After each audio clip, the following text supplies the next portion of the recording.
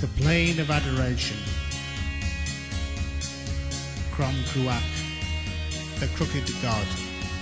That ancient Celtic king called Tigernmas once fashioned for each back a dreadful burden. Subjects had to bring 1/3 of all their offspring to this thing that stood, surrounded by its 12-stone kin.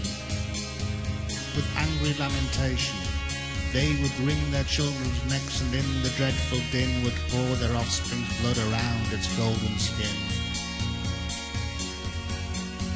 They did it in the hope their sacrifice would somehow purchase some security from famine, drought, and plea.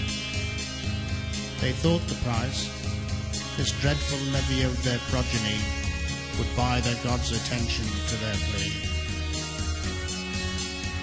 But when disaster still sometimes occurred, the priests would blame the people's laxity in awful worship, and exhorting, spurred them on relentlessly beyond the marked 1/3.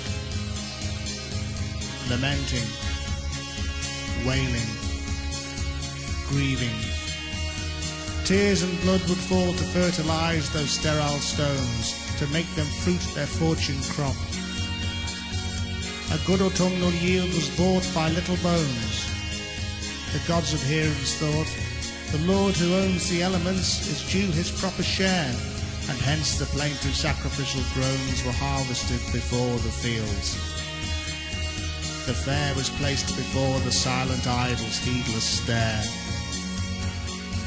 They tore their hair, they tore their cheeks in grief, they beat their sides, their throats were hoarse from cries. The harvest came and went, but no relief. The cycle would once more initialize at New Year's planting.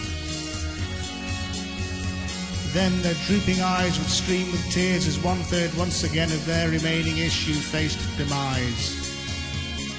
But still they brought them to the plain, and then they saw their little children face that last amen.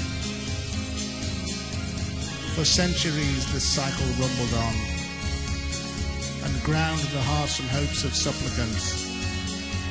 A self-sustaining death automaton, a treadmill trod by victims in their trance. They could not stop. Cromm Cruach's sustenance became the rock foundation of their lives, and dedicated to his maintenance, each 2/3 generation that survives inherits all its predecessors' deadly drives. At last St. Patrick came upon this scene. They told him all that happened on the plain. The parent-driven children death machine. St. Patrick and his hammer faced the main stone idol, cased in gold, the blood of slain young victims dried on it, a second skin. St. Patrick hefted hammer. This insane blood custom stopped when old Crom Cruach's chin received the forceful gist of Christian discipline.